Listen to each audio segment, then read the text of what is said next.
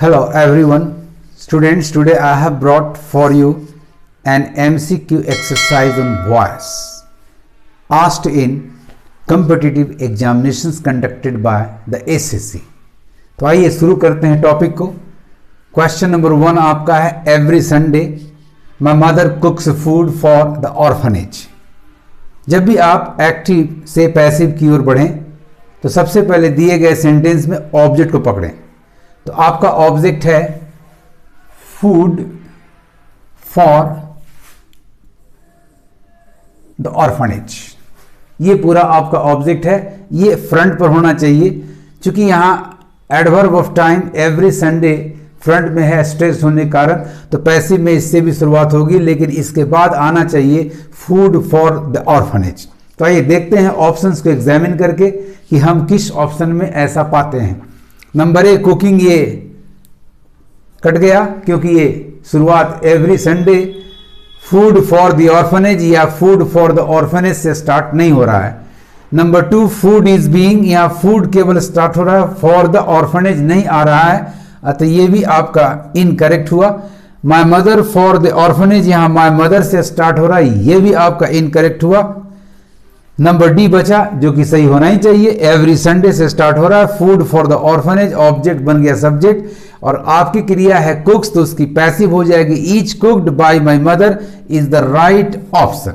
तो बड़ा आसान तरीका है, जब भी आप एक्टिव से पैसिव की ओर जाएं, एक्टिव का पैसिव ढूंढें, तो सबसे पहले आप ऑब्जेक्ट को सब्जेक्ट के रूप में देखें। यदि ऑब्जेक्ट सब्जेक्ट बना है और उसके बाद आप क्रिया का टेंस के अनुसार पैसिव रूप देखें और तब फिर बाकी चीजों को देख करके आसानी से ऑप्शन को चुन लें। Now come to question number 2, I sent you an email last week. आपका ऑब्जेक्ट है एन ईमेल, तो आपका पैसिव सेंटेंस इसी से स्टार्ट करना चाहिए। तो आइए नंबर ए सेंडिंग, ये गलत हुआ, बहुत आसानी से आप पकड़ पाएंगे। ईमेलिंग, ये भी रॉन्ग है। एन ईमेल, यहां आगे बढ़ना होगा बिकॉज हमारा ऑब्जेक्ट मिल गया। एन ईमेल वॉज सेंट, सही जा रहा है क्योंकि सेंट क्रिया आपकी एक्टिव में पास्ट इंडेफिनिट है। Was sent to you by me last week, this is the correct option student, mark कर लें। नंबर डी आपका ईमेल है, लेकिन यहां टेंस चेंज कर दिया गया है, पास्ट इंडेफिनिट को प्रेजेंट इंडेफिनिट के पैसिव में लाया गया है, so this is incorrect. So right option student आपका है number C, an email was sent to you by me last week. Now come to question number 3, he writes a poem every day for her. Now गौर से देखें, आपका object है a poem, इसी से शुरुआत होनी चाहिए आपके पैसिव सेंटेंस का। Writing not acceptable. Every day चलिए आ सकता है आगे में, every day a poem was written, ये प्रॉब्लम कर रहा है क्योंकि आपकी क्रिया राइट्स प्रेजेंट इंडेफिनिट है। अ पोएम ये आपका शुरुआत कर रहा है, इज रिटन टेंस के अनुसार क्रिया पैसिव भी है, by him for her every day, कहीं कोई प्रॉब्लम नहीं है, इसे करेक्ट ऑप्शन के रूप में मार्क कर लें। नंबर डी फॉर हर ऑब्जेक्ट प्रीपोजिशन प्लस ऑब्जेक्ट पहले आ गया। A poem is written by him every day, this is not possible क्योंकि ऑर्डर की गलती है, ऑर्डर का एरर है, so this is not acceptable. Hence students, the right option is number C, a poem is written by him for her every day. Now come to question number 4, I gaze at the stars from my balcony. I gaze किसे? at the stars, आपका object है the stars, इसे subject होना चाहिए। तो आइए देखिए किस ऑप्शन में स्टार से शुरुआत होती है। नंबर ए आपका एलिमिनेटेड हो गया क्योंकि ये गेजिंग एट द स्टार से स्टार्ट हो रहा है। नंबर बी आपका द स्टार से स्टार्ट हो रहा है। अब क्रिया को देखें तो गेज आपका प्रेजेंट इंडेफिनिट है, तो आर बी ये प्रॉब्लम कर रहा है, अतः ये एक्सेप्ट नहीं होगा, ये भी ऑप्शन आपका रॉन्ग है। नंबर सी देखिए द स्टार्स ऑब्जेक्ट से शुरुआत है, सब्जेक्ट है। गेज का पैसिव हुआ आर गेज्ड, ये भी करेक्ट है। प्रीपोजिशन अपनी जगह पर रह जाता है, एट करेक्ट है। कहां से? फ्रॉम द बालकोनी, कोई दिक्कत नहीं है, माई को द कर दिया गया है। By me, this is the correct answer. Number D को भी चेक कर लें आप, from my balcony the stars were, from my balcony आ सकता है फ्रंट पर, लेकिन यहां आर के जगह वर कर दिया गया है। This is not correct students. So option number C, only C is the right option. इसे मार्क कर लें आप। Come to number 5, I drink a glass of milk for breakfast every day. आपका ऑब्जेक्ट है अ ग्लास ऑफ मिल्क, इससे आपका passive शुरू होना चाहिए। ये बहुत आसान तरीका स्टूडेंट्स, इसको मैं बार बार आपसे कहता हूं, भूलेंगे नहीं। अ ग्लास ऑफ मिल्क ढूंढिए। नंबर ए में एक ग्लास ऑफ मिल्क है, नंबर बी में एक ग्लास ऑफ मिल्क नहीं है, नंबर सी में every day for a glass of milk नहीं है, नंबर डी में भी एक ग्लास ऑफ मिल्क नहीं है। बाकी पढ़ने की जरूरत नहीं है स्टूडेंट्स, फिर भी आप देख लें। A glass of milk, drink present indefinite, तो क्रिया आपकी पैसिव है इज ड्रंक। किसके द्वारा? तो बाय मी, आई को बाय मी कर दिया गया। एवरी डे किस समय? तो for breakfast. Right option is number A. How easy finding out the correct option in active passive voice. कितना आसान है, आप इसे फॉलो करें और गलती करने से बचें। Now come to question number 6. The policeman carries a baton whenever he goes on a round. आपका ऑब्जेक्ट है a baton। पैसिव में इसी से शुरू होना चाहिए। तो आइए देखते हैं इससे शुरू होने वाले ऑप्शन को। तो नंबर ए आपका ऑप्शन है अ बैटन, नंबर बी भी आपका है अ बैटन, नंबर सी भी आपका है अ बैटन, नंबर डी कट गया क्योंकि यहां आ के जगह द किया हुआ। अब तीन में से आपको सिलेक्ट करना। तो अब आइए वर्ब के फॉर्म को चेक कीजिए। आपका एक्टिव वर्ब है कैरीज प्रेजेंट इंडेफिनिट, तो पैसिव होना चाहिए आपका बैटन के अनुसार इज कैरीड, कैरी का पास्ट पार्टिसिपल। तो आइए देखते हैं, वॉज कैरीड ये कट गया, इज कैरीड ये करेक्ट हो गया, इज बीइंग कैरीड ये इनकरेक्ट हो गया।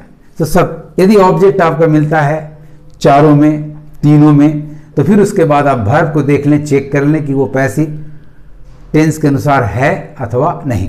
आइए आते हैं क्वेश्चन नंबर 7 पे। Does he ever drink tea. आपका ऑब्जेक्ट है टी, सेंटेंस इंट्रोगेटिव है, टेंस है क्रिया का प्रेजेंट इंडेफिनिट, तो पैसिव में टी के अनुसार ईज से शुरू होना चाहिए और ईज के बाद टी होगा। आइए देखते हैं, तो ईज टी आपका मिल गया, ईज टी यहां भी मिल गया आपका। अब देखते हैं दोनों में से कौन सही होगा। वॉज टी ये कट गया, हैज टी ये भी कट गया। अब दो में से सेट करना, तो अब टी के आगे बढ़िए। तो एवर अपने पोजीशन पर सही है, इज टी एवर। बीइंग ये रुकावट पैदा कर दिया क्योंकि एक्टिव में आपकी क्रिया प्रेजेंट इंडेफिनिट है और आपका option number A present continuous का पैसिव फॉर्म है। तो राइट ऑप्शन स्टूडेंट आपका नंबर बी हो गया, is tea ever drunk by him. Now let us come to question number 8. The painters are painting my house. Your object is my house. Passive इसी से शुरुआत होनी चाहिए। आप देखिए ए बी सी डी चारों ऑप्शंस में आपको माई हाउस मिल रहा है। तो अब आप क्रिया को पकड़ें, इसका सही पैसिव है या नहीं। तो आपकी क्रिया आर पेंटिंग प्रेजेंट कंटिन्यूअस में है, तो आपके पैसिव में बीइंग प्लस एम नंबर 3 होना चाहिए आर के बाद, ईज के बाद। तो माई हाउस के अनुसार ईज होगा, ईज बीइंग पेंटेड। देखिए आपके पास 3 जगह ऐसा मिल रहा है, चौथे में वॉज बीइंग पेंटेड है, अतः इसको आप एलिमिनेट कर लें। अब आप ए बी सी में चुनाव करें। तो नंबर ए में देखिए, my house is being painted by the painters. चूंकि पेंटिंग का काम पेंटर्स ही करते हैं तो बाय द पेंटर्स की आवश्यकता नहीं है, लेकिन फिर भी इसको रिटेन करके रोकेंगे। यदि और कोई उपाय नहीं होगा तब इसको सिलेक्ट कर लेंगे। आइए ऑप्शन नंबर बी में, my house is being painted bye painters है, लेकिन यहां डेफिनेट को इनडेफिनेट कर दिया गया है, अतः ये भी एक प्रॉब्लम कर रहा है। नंबर ए को रोकेंगे, नंबर बी को हम एलिमिनेट कर लेंगे। नंबर सी में देखिए, my house is being painted is the better one, क्योंकि बाय द पेंटर्स की आवश्यकता वास्तव में नहीं है। यदि ऐसा ऑप्शन आपके पास मिल जाए, बाय द पुलिस नहीं चाहिए और किसी एक ऑप्शन में बाय द पुलिस नहीं है, बाय द डॉक्टर नहीं चाहिए और किसी ऑप्शन में बाय द डॉक्टर नहीं है, तो आप उसी को सेट करेंगे। लेकिन यदि सारे ऑप्शंस में बाय द पुलिस है, बाय द डॉक्टर है, तो फिर देयर इज नो वे। तो राइट ऑप्शन स्टूडेंट्स आपका हो गया number C, because of the absence of by plus agent, as it is quite clear as to who did the work. So number A आपका incorrect हुआ. So right option students is my house is being painted. इस तरह से आप active से passive, appropriate passive पकड़ेंगे. Now come to question number 9. The auctioneers are conducting the auction. तो आपका ऑब्जेक्ट है स्टूडेंट्स दी ऑक्शन, पैसिव इसी से शुरू होना चाहिए. आइए ऑप्शंस में देखें तो चारों ऑप्शंस में आपका दी ऑक्शन दी ऑक्शन दी ऑक्शन दी ऑक्शन आ रहा है, यानी चार में से कोई एक आंसर होगा. अब आइए तो वर्ब पर आइए, तो वर्ब आपका are conducting present continuous tense, तो आपका सही वर्ब रूप यहां मिल रहा है और एक यहां मिल रहा है. इसका मतलब आपका बी और डी एलिमिनेटेड हो गया. अब आइए ए और सी में चुनाव करें, तो आपके ए में एजेंट दिया गया है बाय द ऑक्शनियर्स, जबकि ऑक्शन करने का काम इन्हीं का होता है, अतः इसकी जरूरत नहीं है. तो A this by plus agent is not required. तो राइट ऑप्शन आपका हो गया number C, the auction is being conducted. Now come to question number 10. Have you finished the task? Your object is the task, the sentence is interrogative, यानी आपके passive की शुरुआत has, task के अनुसार third person singular has होगा perfect tense में. Has the task से शुरू होना चाहिए. तो देखिए आपका फर्स्ट आपका एलिमिनेटेड हो गया क्योंकि शुरुआत हैड से है. सेकंड भी कट गया क्योंकि ये हैव से है. थर्ड और फोर्थ आपको विचार करना होगा क्योंकि दोनों की शुरुआत हैज द टास्क से है. अब देखें बाद में कहां दिक्कत है, तो नंबर सी को पढ़ा जाए तो has the task been finished by you को छोड़ा गया है, जबकि यू एक डेफिनिट एजेंट है, सर्टेन एजेंट है, और डेफिनिट पर्संस को बाय के साथ हम जरूर देंगे, वेल नोन पर्संस को हम नहीं देंगे. तो यू को यहां होना चाहिए, यानी आपका सी रॉन्ग आंसर है. The right answer is number C, has the task been finished by you. Now come to number 11. The powerful headlights of the truck blinded me for a while. Blinded me for a while आपकी क्रिया past indefinite है और object आपका है मी, यानी active की शुरुआत आई से होनी चाहिए. आइए option number A, B, C, D चारों में शुरुआत आई से है. अब देखते हैं वर्ब का फॉर्म, तो यहाँ ब्लाइंडेड पास्ट इंडेफिनिट है तो वॉज होना चाहिए, जबकि यहाँ एम है. सेकंड में आपका वॉज है, थर्ड में आपका वॉज है और डी में आपका वॉज नहीं है, तो आपका ए और डी एलिमिनेटेड हो गया. अब आइए बी और सी को एग्जामिन करें अच्छी तरह. आई was blinded for a while by the powerful headlights of the truck. I was mid blind, ये अंधा नहीं बनाया गया बट इसकी आंखें पर ब्लाइंड की तरह हो गई, चुंधिया गई, देखने में थोड़ी देर के लिए लाचार हो गया. तो नंबर सी भी आपका एलिमिनेटेड हुआ students. The right answer is number B, I was blinded for a while by the powerful headlights of the truck. इस तरह से स्टूडेंट्स आप सबसे पहले ऑब्जेक्ट को लें, उसके बाद वर्ब फॉर्म को देखें और तब बाकी चीजों को देख करके आसानी से passive right option of the passive को फाइंड आउट करके उसे टिक कर लें. Thanks for watching my video.